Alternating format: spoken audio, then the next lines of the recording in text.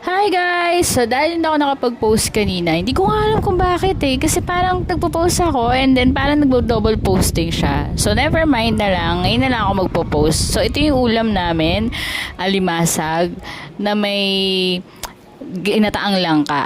So, yan. Ligyan din namin siya ng baboy para doon sa mga hindi mahilig kumain ng seafood. So, yan. Ipa-plating muna namin. Tapos na natin pakuluan yung baboy. Nandiyan na yung sa ilalim yung langka. And then, nasa ibabaw niya yung alimasag.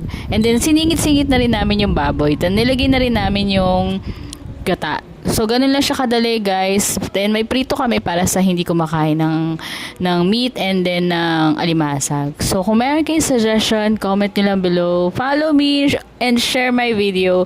And, pwede na makatanggap ng stars, ha. So, maraming salamat. Happy eating! Happy dinner! Bye!